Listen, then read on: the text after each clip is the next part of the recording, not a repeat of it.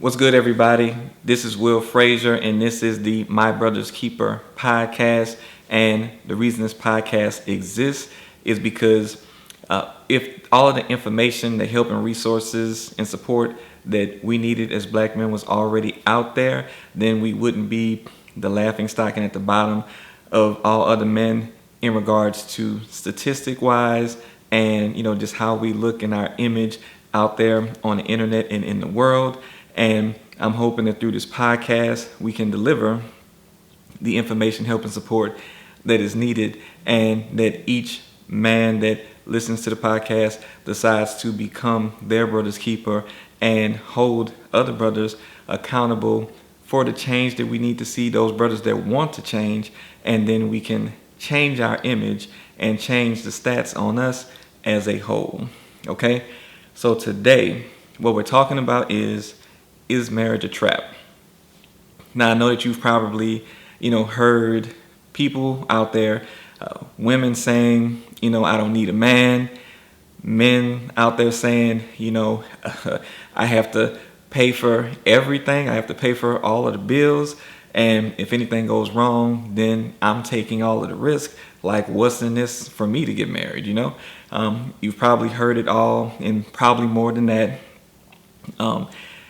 And basically, that is just a mindset that people have around marriage in these days. It may not be the majority, but it's definitely a lot of that thinking going on out there today. So, with that being said, it could be that you had some past hurt in these areas. It could be that you've seen somebody get got, after getting married, and, that situation is a real thing that happened, and I'm pretty sure that it was severe, right? However, us avoiding being married altogether is actually hurting us individually as black men and black women. I don't know if you've heard this before, but statistically, a study has shown that married men between the ages of 25 to 35, married men between the ages of 25 to 35 earn an average of $5,000 to $23,000. Of course, it goes up with age. They earn that much more than single men. Now, you could say that it's just men that earn that much money that are getting married, but I would also argue that some men, that once they get married, they actually increase their income because of increased responsibility. Now that they're no longer responsible for themselves. And I can say that the same thing happened for me once I got married and then started having kids. I instantly felt that pressure of wanting to earn more to make sure that me and my family are good. And I saw an increase in income just off of that, and a pretty decent one at that. So that shows me on my end that it can definitely work in either way, but I've seen it work in the area of I have this responsibility, and being married helped to increase my income. So that's one way that we're kind of hurting ourselves. There are more ways than that, but that's one way. And as far as black women, how they get hurt from this, they get put under a lot of unnecessary stress and pressure, whether it be, from you acting the fool in the household, you leaving them as a single mother in the household, and all the pressures and stress that come with that. And as we all know, stress and pressure does create diamonds, right? But diamonds are also extremely hard, and they're very sharp, and they can cut you. And coincidentally, that's the same things that a lot of people complain about when it comes to black men. But we are doing something that is pushing them into the situation that leads that to happen. Now, this also affects our children, not just us individually. So when it comes to our children, black children in single parent homes are 3.7 times more likely to be poor. Think about that. That's almost 4 times more likely to end up poor. They're 2 times more likely to never get a college degree, and they're also almost 2 times more likely to have been incarcerated by their late 20s. So not being married, avoiding marriage, is affecting black men, black women, and also our children at a more significant rate than others. So with that being said, it's clearly causing a problem. So what's the solution? I mean, get married, ninja. Like that's it's not that complex of an issue. That's really the solution for this. But of course, it's deeper than that. There's more that goes on with the whole concept of getting married. It's not just a simple thing to do. It's not just a simple situation. It has a lot of moving parts. So we're gonna dive into some of that, right?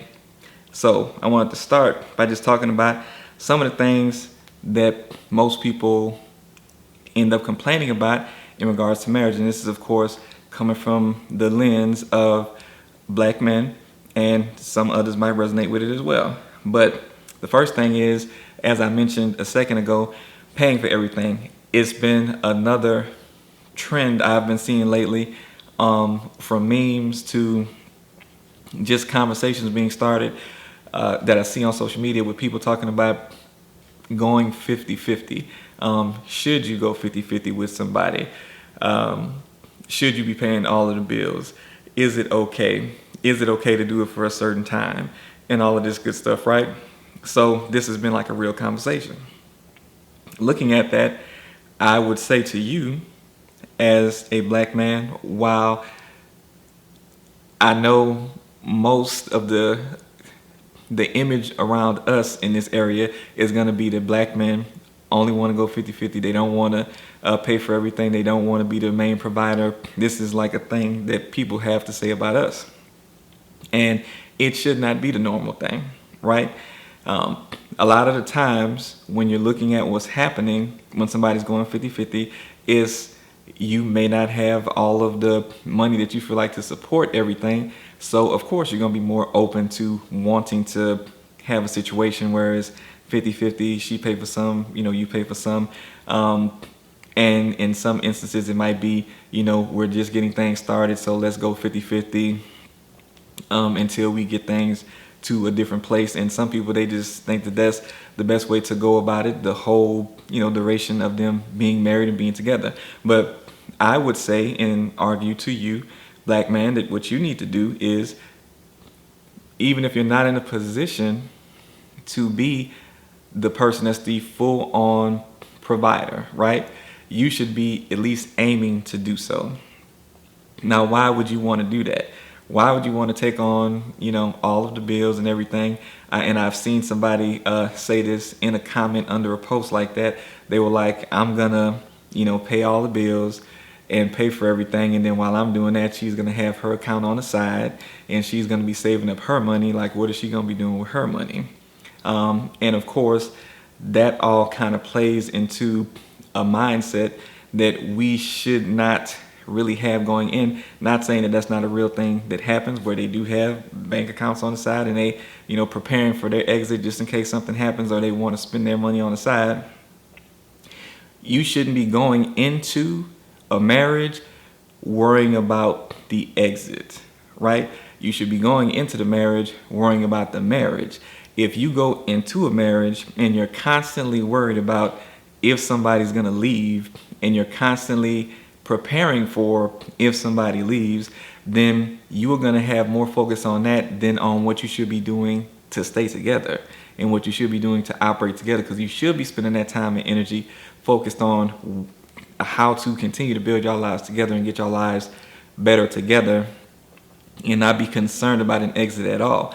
Now, if that's your mindset and if that's her mindset, then y'all gonna be in a great place. But if both of y'all are contemplating an exit somewhere, it's going to make y'all whole marriage stressful, the whole relationship stressful, because you're constantly worrying about an exit happening and you're giving the exit your energy, and just you putting your effort on the exit more than likely is going to help you get to an exit, because that's what your focus is anyway, and you should focus on the togetherness and not the exit.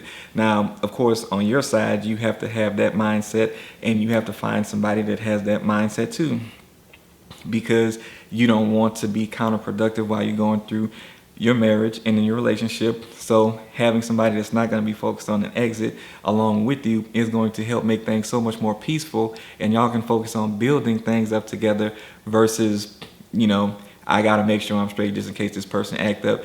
these people, black men always acting up, so let me get prepared for that. Women always doing X, Y, Z, and they probably gonna leave anyway just to get the money. So let me prepare for that. Don't think like that, and try to find somebody that doesn't think like that either, and that will prevent you from having to even be concerned about that. Now, that being said, as the man, you should want to be the provider for everything. You should strive to be the provider. I would say that you need to have, your joint bank accounts, so that you guys can manage things together and see what's going on financially. And, if you are doing that and she has money that's going on that she can use at her leisure, that's cool. What's wrong with that? You've already got things covered. And that is why you should be focused on trying to increase your income, because more than likely, if you are at the point where you could be you could be at the age that most people would be thinking they need to be married, or you're just at the point where you're ready to be married. If you are at a place where you still think that you can only afford to do 50-50, I would ask you, what have you been doing with your time lately? Not that you've been doing the wrong thing, because it's a whole bunch of situations that could be going down. But if you have not been doing everything that you can do to increase your earning skills and getting education to increase your earning skills, and you've been focused on a bunch of women versus increasing your income, and that you've been doing that, then you're doing the wrong thing, man. You need to switch that thinking up, and you need to get focused so that you can be a provider for your household, for your family, for your wife, for your children. So again, it might be a different situation. Maybe you haven't been chasing a bunch of women around. Maybe you ain't been chasing the WAP. But if you have, then your mind is in the total wrong place. Your focus is in the total wrong place. And if you get out of that mindset and get focused, you wouldn't have to worry about a 50-50 situation. And that's just what I'm going to say about that. Now, when it comes down to another issue that some people might have, it's going to be freedom. That's another thing that I've heard complaints about. When you get married, you no longer have freedom. If you like to go golfing whenever you want to, every Tuesday or whatever, if you like to go hanging out with the homies on the weekend, if you like to do whatever it is that you like to do, if you like to sit and play the game, when you get off from work, concerned with having the freedom and time to do the things that you were already doing before in your single life that you enjoyed to do, that's a real concern. It can be out there, and it's going to be different for every man, right? So when it comes to that, at the end of the day, you both have to be adults about the situation. You and your partner going in should be able to be adults. You should be able to go into a situation where you're married to somebody with trust. And if you have trust and you understand that you are both adults, then that can allow the whole trajectory of how you guys handle the whole freedom part. It can make it a whole lot easier and smoother for you guys, because looking at it as you're both adults, one grown person should be able to, respectfully and respectively do the things that they are comfortable doing to make them who they are. Like if she likes to, knit things, if she likes to, go hang out with her girls and have wine on certain days, something like that, if that's something that she's comfortable doing, if there are certain things that you're comfortable doing, it should just be respectable to be able to want to still have those little things that you do for your own, release or your fun that you like to do. Of course, you should be doing things together as well and having fun, but of course you might want to do something on your own too. Now, that's just giving people respect as an adult to be able to go and do things. Now, you also, as a married person, should have enough sense to not go and do no stupid stuff. And you already know what I'm talking about when I'm talking about stupid stuff. Now, you going out to the club, you going out to a lounge and doing a whole bunch of stuff like that, depending on where it is that you're going, how late you're going to be out, there are certain things like that you might not need to do no more, especially if you got some sketchy people that you hang around with, and if they are, if they're not. But if you're around good people, y'all doing stuff that's savory at least, then it shouldn't be anything that should cause a problem. And come on now, you know if it's something that should cause a problem with you going out and doing it, and shouldn't you shouldn't not understand your wife not wanting you to do certain things that a married man just should not be doing anymore, because you should be spending more time with your wife, with your family, than you are with your homies and with anybody else. And like I said, giving and this is where also that trust comes in. If there's a certain level of you doing certain things that you might go out and do with your homies, or that you might go out and do on your own, while you know to do something that is respectable to your wife and respectable to your family with whatever it is that you're doing, and you already have that in your mind that you're not going to cross that line, your spouse having that trust in you and you having that trust in your spouse should allow you to give them freedom and should allow them to give you freedom. Because again, when you're in relationship with anybody, especially a marriage, you have to have trust in each other. Otherwise, just that lack of trust is going to cause a person to not want to allow you to have freedom, because they're concerned, again, just like that other mindset I talked about, they're concerned about what you're going to do. They're concerned about you doing things that would cause an exit or cause you to step out of the marriage. And having no trust there can cause a lot of problems. Now, if you have done nothing to not disearn trust or to lose trust, then you should be in a good place. There's sometimes a person just might have trust issues from their past, and then that might cause some issues there. But again, that's where working on that trust and getting that trust to where it needs to be, whether it's you that needs to work on your trust issues or your spouse needs to work on their trust issues, that trust issue thing needs to be solved in order to alleviate the problems that can be there in regards to freedom. And if you have done something to violate the trust, if you've broken your covenant with your wife and your family, then you should expect there to be some level of distrust there, and you should expect to do the things that come with whatever may have transpired to show that you are trustworthy, and showing that you are acting different, whatever your situation might be. But if there has been some distrust there, you have to do what you got to do to earn that back. And that's been a big thing within black relationships, especially on our part as black men. So that's something that we have to prevent from happening in the first place. When we prevent it from happening in the first place, then we don't have to worry about those kind of things. So that's what I would say to you in regards to trust. And with these things that I mentioned, if there's anything different, any other issues that you've heard about that kind of have kept you from wanting to be married, then I would be interested to know what those things are. Now, another point is less sex.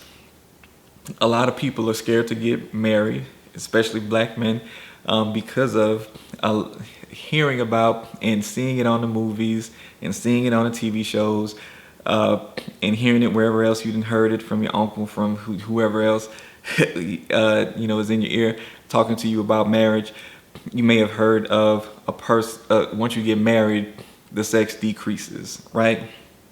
That can happen, and it can happen for a bunch of different reasons. So, you get married, you have children. If you both work, then you have that time that you're away. Both of you guys, you come home, you're tired, then you have children. It could be a whole bunch of different dynamics. But and then you might argue, and then of course it's nothing but happen after an argument, or it could be anything. It's a bunch of different things, different dynamics that can happen within the marriage that can cause that to happen. And also people just drifting further away from each other, and people not trying to work on their marriage as well. So all of those are different reasons why that can happen. And of course, if you are a single man right now, you're probably, depending on what you're doing out there, if you have access to a lot and your focus is on solely WAP and doing everything else that you can do around that, then that might be scary to you, because you're like, okay, now I gotta be focused on this one person, or you're worried about the possible lack thereof of having less sex after being married, which to a single man is going to make you be like, well, I might as well stay doing what I'm doing, because why do that? Well, first things first is, when you get married and you're locked into one person, you don't have all the stressors that you got to worry about. Some of y'all be out there dealing with multiple people. You got the lying to each and every one of them. You can decrease the lying. You can decrease the stress. You can decrease the bricks to your car. You can decrease all of those other things that come with doing a lot of that stuff.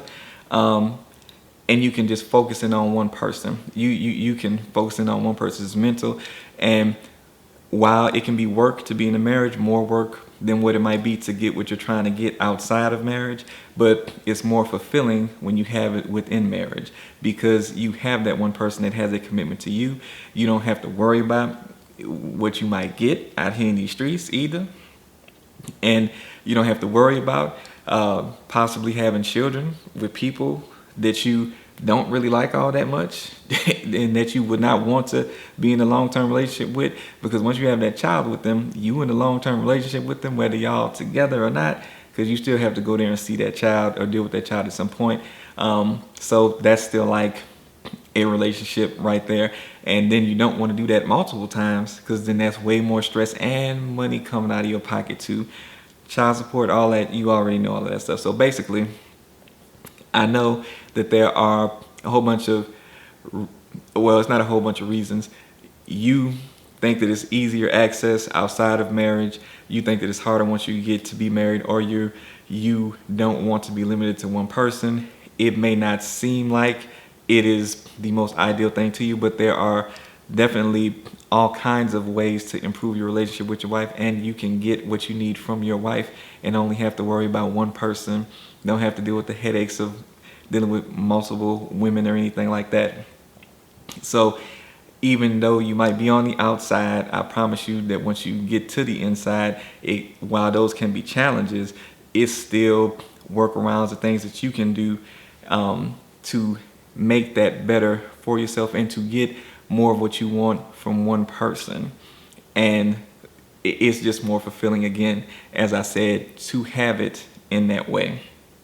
And if you're already in a marriage, and let's say that you're struggling to get past that barrier, I can tell you that my wife had found this guy it's Dr. William Hartley, and he talks about something called a love bank.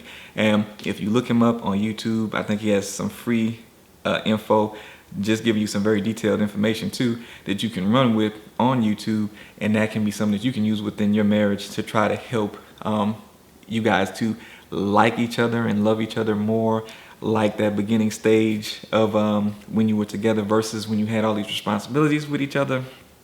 And it can help you to get to a better place and to improve your sex life with each other and how much y'all like each other, which is an important part too. So that's what I would say in regards to some of the areas that kind of keep people outside of coming into marriage, because those things can be scary to think about, but you don't want those to be roadblocks holding you back from the benefit of being married and what it does for us as Black people individually, for our children and our community.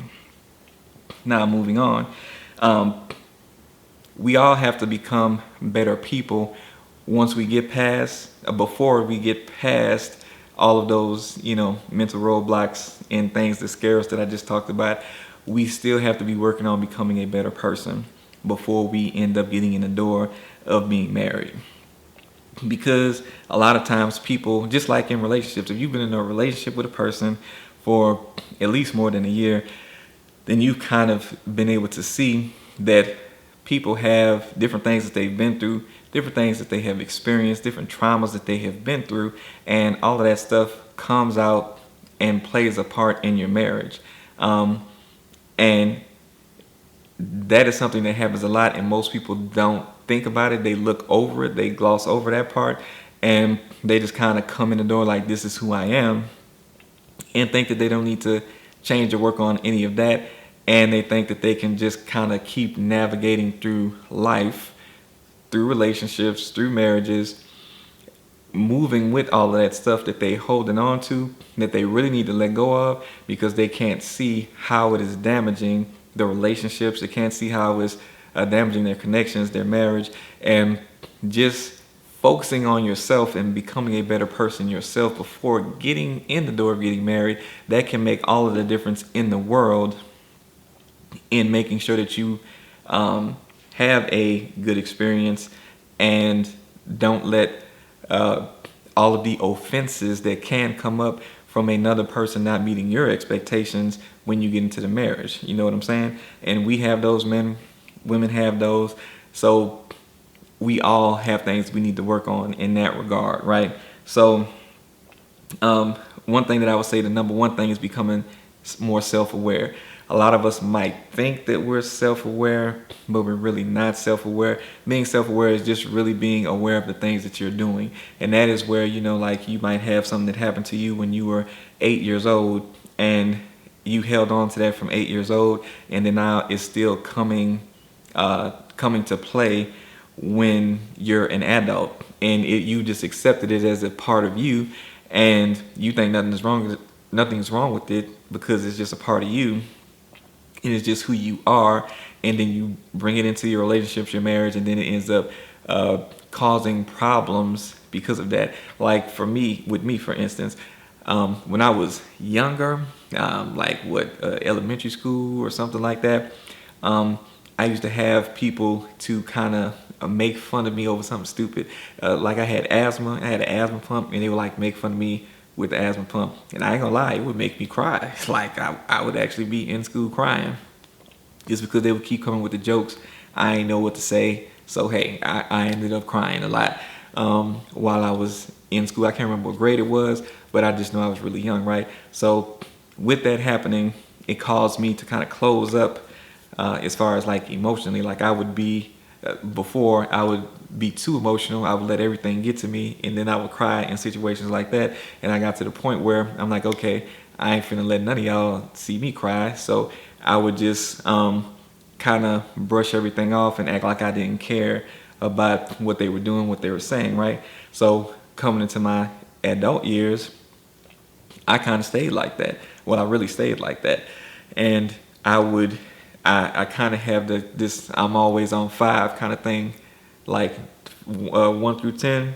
If somebody being over enthusiastic and all that stuff is at a 10, and you can understand what a 1 is, I would be like 5 in the middle. That's kind of me. So I've gotten better to be able to like do stuff like this, but before I started being aware of how that was an issue and where that came from, I didn't even know that I needed to work on that. That was just like my little protection measure that I had and that I rolled with for all these years. So I thought nothing was wrong with it, and I held on to it, and I just kept kind of being closed off emotionally, and I would barely show a lot of emotion, a lot of enthusiasm and stuff like that. So that's something that affected me. And I had to be self-aware enough to see that it was a problem, and it's little issues like that, and it's bigger issues for some other people, because some people might have been through worse things in their family when they were kids, been through unspeakable things, or just different things that cause certain defenses to come up in us that we hold on to. And some of us, they're not defenses. Some of them, they're offensive measures that we end up doing because of something that happened in the past, and you have to go back and see what it was. And you can't just go back and see what it was that caused it. You have to be like, oh, that's why I do this, and then stop doing it. And then every time you feel yourself about to do it, you have to be like, okay, I can't allow myself to do this because this is just coming from the past. Let me operate differently, because it's not enough to just know. You have to also act. Again, with stuff like this, I'm not a therapist and nothing like that, so definitely holler at a therapist. I know it's kind of a hard thing for a man to want to do, but you definitely need to be able to talk to somebody, to have somebody to help you do these things. If you don't want to do that, of course, there are several books out there that you can get to as far as helping you to become more self-aware. But being more self-aware is going to open a door to help you to be able to fix a lot of your internal stuff before you go and start, emptying out the clip on somebody else that doesn't know what they're about to get into, because they don't know what you've been through, and they have to figure that out later, right? So that's definitely something that you want to do. Now, another thing, brothers, that we need to work on before getting into a marriage is being faithful. Now, I don't know how you work on being faithful before you get into a marriage. Well, in a relationship, of course, is where you do that. So, never mind what I just said. But you want to practice being faithful. And like I've seen that it doesn't matter what your age is. I've heard of 60-year-old men getting caught out doing stuff that they shouldn't be doing. 20-year-olds, like it's really bad. Like it's really bad, y'all. Like we like those of y'all that are out there doing it. I know that there are a whole bunch of different reasons that can also be, subconscious things. And I know with the culture, it's like, how many your body count is your badge of honor. And I say this with all due respect to y'all, my brothers, and y'all know I love y'all, so y'all can understand where I'm coming from when I say this. You can know I'm saying it with love. Your body count is not your badge of honor. You should take the NOR off of honor, and that's what you being right now. When you doing all that, and you are. And look, I've had my time in my day where I was too. But look, you have to get out of that mindset because it is the most destructive part of everything. I would say, even though there is nothing out there to say that this is it, but I would say that right there is the foundation of why we as black men are at the bottoms in all the areas of stats that are out there, from income to being in a household and all that stuff. I would say that is at the root of it because we're always out there chasing WAP. Always. And the way that I look at it, we should be moving away from the WAP and trying to find as much of that as we can, and we should start focusing on what's wet. Now, what do I mean by wet? That's W-E-T. The W is woman, focusing on one woman. The second part of that, the E is focusing on education, which is increasing your education in income increasing skills. And the T is just thriving. Once you've gotten that education and increased your skill sets for earning more income, go and earn that income and thrive. Like, those are the three things we should be focusing on. One woman, educating and earning and thriving with the earnings. So you get what I'm saying with that. That's why we should move away from the WAP and go to what's wet. Hopefully that'll help you to remember that. So being faithful is what we need to work on, fellas. Don't make the other fellas look bad, because we have already been out there making each other look bad with our reputation in this area. And no, we're not the only men that are out there cheating. Other men are out there cheating. But if they had to put a picture in the dictionary for a cheater in a marriage, in a relationship, I'm pretty sure they would put a picture of us. And that really does suck. Like, that's why I'm talking about what I'm talking about now. And that would make a great deal. Being self-aware will help unlock what you need to unlock to be more faithful, and maybe it's something internal. And then also, I know that the culture is just pushing like a whole bunch of stuff that leads us to think that is what we need to do. We need to get the money, the cars, and all this stuff to get more women, and getting our body count up. And we don't get any slack for getting our body count up, but we don't have anything pushing us to do anything more positive than that.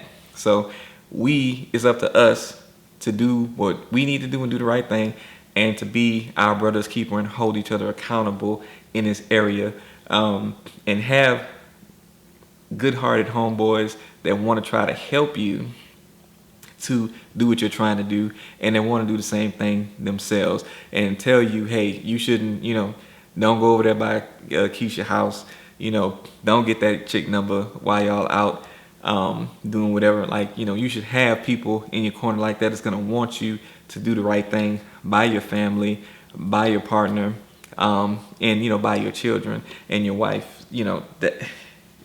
So don't help perpetuate the same thing that makes us all look bad. That's all I'm saying there. So, also be ready to lead through adversity, because as the man of the house, you should be the leader. Now, I'm not saying that there aren't areas that a woman can lead in within the family dynamic, but as a man, you should be striving to be a leader and to be the leader of the household. That's what God has called us to do in the Bible, and some of you may not uh, subscribe to the Bible or to God, and that's if you don't, that's on you. However, that's who I subscribe to, so you're gonna hear me mention him a lot, just so you know. So if you ain't cool with that, then hey, it is what it is. But either way, you should be trying to be a leader in your household or the leader of your household. And you should set the example and lead by example as well. Not just telling people to do things that you wouldn't do while you out here doing the wrong stuff. You should be leading by example in whatever it is, and knowing where to empower, your wife or your children to do certain things that they might be good at doing within the family dynamic as well. Okay. So, and I say lead through adversity because that's not always going to be easy, as I already mentioned, because of how things have went for the past decades, centuries. We have a few harder women that are out there, a little more masculine women that are out there. We have some women that are CEOs, some women that are, really at the top of the food chain in what they do, and they are leaders too. And with women like that out there, that means that one of you guys might end up with a woman that's like that, or just in that type of position, or that has that type of mindset. So with that, if you're going to be the leader of your household, you might get some pushback, and you might get challenged here and there. So, you have to be ready to lead through adversity, because it might not always be just, I say this and this is what it is. And it shouldn't be like that anyway. It should be input involved. It should be partnership involved, because even in the Bible, it says that as the husband, it says things that the woman should do, but it also says that the husband should be able to die to himself too, and should treat his wife as he would treat his own body. So you shouldn't be trying to do to her things that you wouldn't do to your own body, and you should be treating her as yourself as well. So that means included input. That means having conversations with each other, and that means discussing things and not just being a pile driving dictator. You can be a leader without doing that. So when I say leading through adversity, just know that there are some women out there that will give you some pushback, masculine or not, and they might just challenge things just to see what you're going to do when they challenge you. See if you're going to back down, see if you're going to not do what you said you want to do, if you're going to change direction constantly. All those things can happen, so just be prepared, not just for easy leadership just because you're a man. And you're the man of the household, and because you're providing all the things for the house, be prepared to lead through adversity and to lead with partnership as well.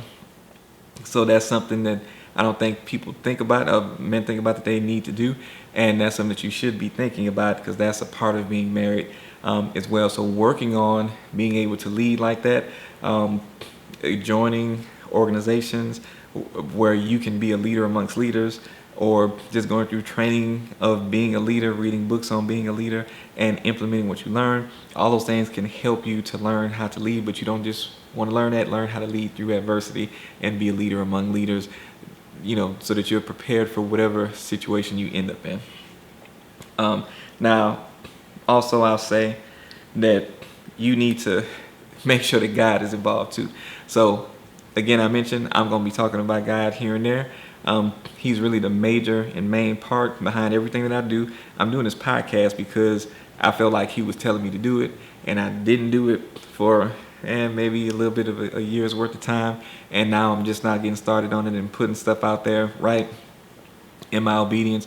But you have to be able to put God first, because if you're trying to lead and be a head of household and be a man based off of what the culture is telling you to do, most of the reason why Black families is messed up. Black men are messed up and thinking wrong. Black women are messed up and thinking wrong. And our children, ooh, they coming after the children. And our children are in some ways getting tripped up and messed up while they're trying to just learn what they need to do to become adults. The culture ain't telling us the right things to do. As a matter of fact, the culture is telling us to do the exact opposite in pretty much every area of what God would tell us to do. Having sex before marriage. Well, I'm not even gonna go down that route on this episode, what I was about to say, but that'll be for another episode. But anyway, it's a whole bunch of different ways that culture just says do the opposite of everything that God said to do. And it all leads us to the trouble that we run into. I just mentioned one thing, but we got to get back to God, and we have to include God in what we're doing. God is the manufacturer of us. You go to the manufacturer when you break anything else that you have.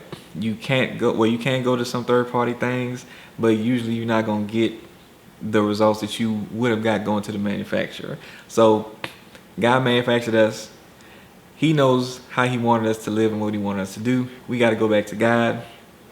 And I'm just sorry that, like, in most of the churches, they are not telling people or pushing people strong enough in a direction of really putting God first. And I think that that's really why a lot of us aren't as unified in doing all that we could do to follow God. I think most people out there just really treat God like he's an imaginary character in a book because they ain't never seen him. But I promise you he's really real. And I promise you he's governing everything that's happening in your life. So it wouldn't hurt to get in alignment with what he would like for you to do with your life. And it will help you to become a better man and help you to lead your family well in a godly way. And while you might still go through some adversity, you still will see the difference and it will feel better. I promise you, you will. But you got to include God in what you're doing in every aspect of your life, and especially in your manhood and in your marriage. So I just wanted to make sure I added that in there. So the last point that I wanted to talk about is I know that it's time to put a bet to cut it off, end it. I'm talking about taking centuries to marry the person that you want to be with. Because too many times you see people talking about, oh, I've been engaged for 5 years. Oh, we've been dating each other for 8 years and still not married. Oh, that's pretty much it. Just no showing of commitment. You're with the person. More than likely you having sex with the person. More than likely you living with the person. Y'all probably doing everything else that married couples were doing. You just don't have it on paper. Now, at one point in my life, I did not see any value in getting married. I was like, it is literally the same thing as what I'm doing. Having a girlfriend, we live together, we do life together, and why do I need to sign a piece of paper? I used to think like that. That's some dangerous thinking. And just growing up how I grew up was enough. I grew up in the hood in New Orleans. Just growing up where I grew up and being around the people I was around, and then even when I got to college, still having that mindset is it's scary that people can think like that and it'd be okay in most people's minds, looking back on that thinking and that mindset.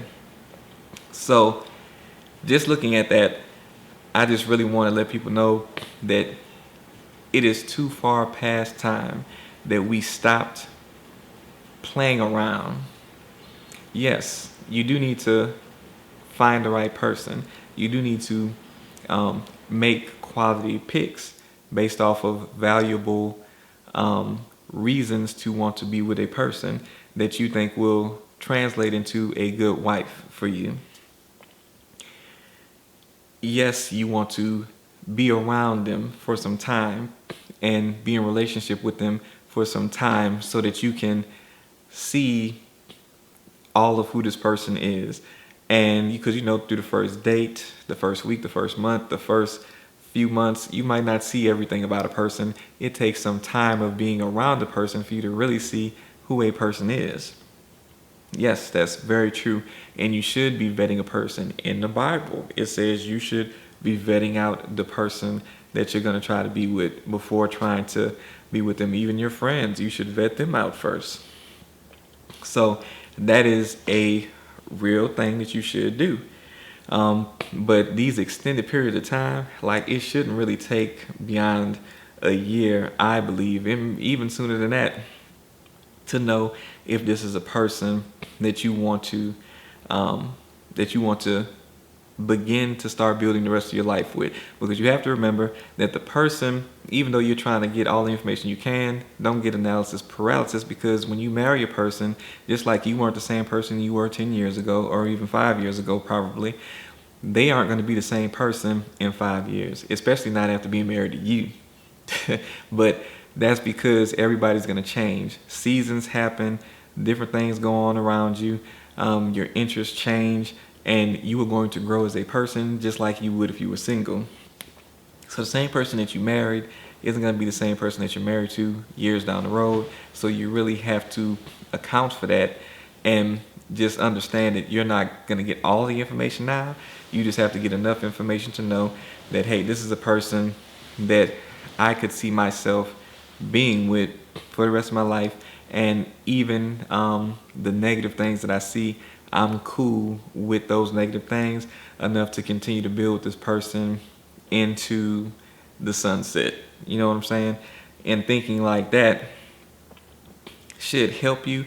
And like being concerned about, you don't have the finances to be married right now. That's why I said you should be focused on your education and increasing your income earning skills so that you can be focused on getting your income up even before you find a person. And once you find that person, keep working on building that up until you get to where you want to be.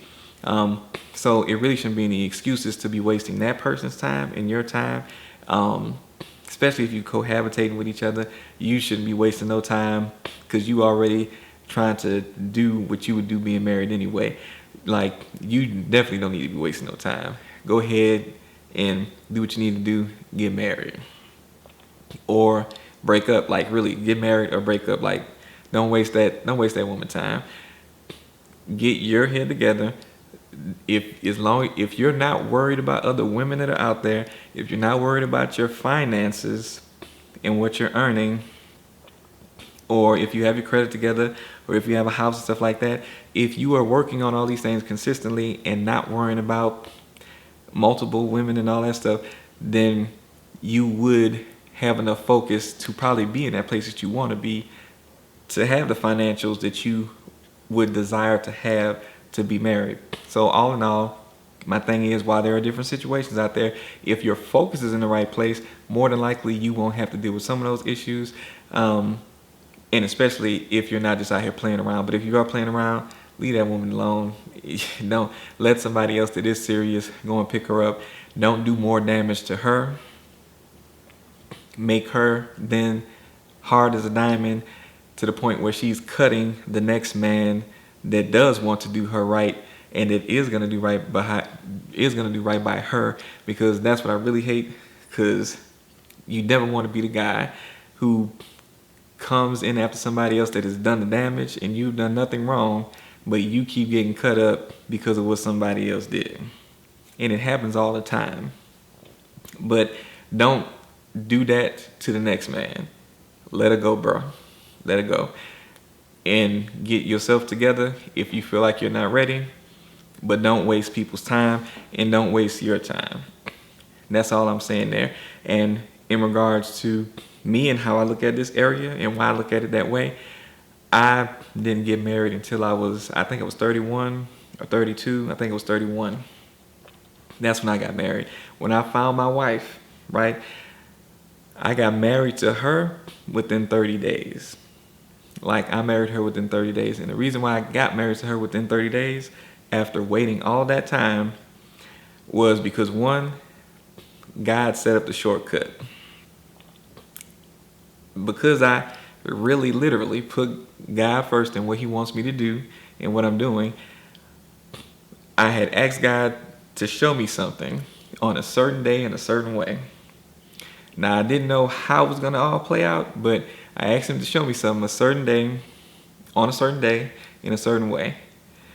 And it was really crazy how when things were unfolding, I didn't even realize they was unfolding. It wasn't until like at the end of that night or that day that I ended up seeing that, hey, this is what I asked God about, and it's unfolding just the way I asked him to make it unfold. And things were actually going different than how I thought they were going to go when they were going to unfold. So because I was able to identify that I talked to God about that situation happening, and then the situation happened, I already knew that this is the person that God aligned for me based off what I asked him. And I'm not one of them people that's always like, oh, God is just sending me down a message from the heavens, and oh, God is speaking to me and God told me that. I'm not that type of person. I try to check myself, like, did you really hear that from God? Or is that just you? Like, I'll check myself on that, because I don't want to be that person that's just always, just saying stuff just to sound deep or whatever, spiritual, whatever it is. So because I do that, and because I know what I said to God and the specifics, and because of how things line up, and because I know that this is God showing me this, and it can't be anything else, I was like, okay, this is the one. And I still didn't end up getting with her at that time on that day. It still took some months time before we reconnected and then ended up getting together. But at the end of the day, I knew that this is who God had sent.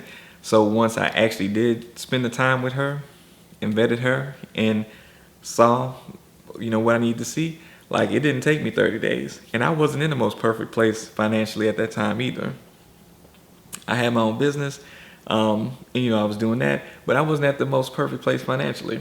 So even knowing that, I still was like, if this guy, I asked God, he showed me, and I can tell without a doubt it's him.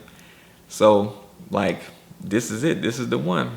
And that's how I knew to move that quickly. So when you put God into your plan, then he can help shortcut some of your thinking that's going to keep you from doing what you need to do, even though I procrastinated for a little while on that. But at the end of the day, we've been married for over 4 years at this point, and I'm definitely happy with the decision I made. We had our honeymoon phase in the beginning, and of course we was all lovey-dovey and stuff like that, and we had the same challenges that everybody, well, maybe not everybody, but we had the same challenges that people face going through marriage through the 4 years, and we're still here together, and we're here stronger because of it, and we've grown and become better people because of the adversity within marriage, and yet we are still here with 4 kids to this day, and we got a 9, 3, 2, and 1, and yeah, we were real busy during the pandemic because we didn't have enough shows to watch on TV. But anyway, don't waste people's time. Make the correct pick. Include God in what you're doing, and it should help alleviate all of this. But is marriage a trap? No, it's not a trap. The trap is falling into what the culture wants you to do, which is to stay single and to stay struggling and to stay chasing after the WAP and not having the income that you need to live a stable life and to support a family and to build wealth and to build generational wealth. They would rather have you running the rat race and just spending your money on stupid things and just doing what everybody else does. But don't be that person, be different. If you got something from this message, then make sure that you are implementing the things that I talked about today in your life as I continue to work on implementing them in my life every day, and be your brother's keeper and help somebody else to see and think differently so that we as black men can improve our image and rise to the top statistically. Thank you for your time today, and I'll see y'all next time.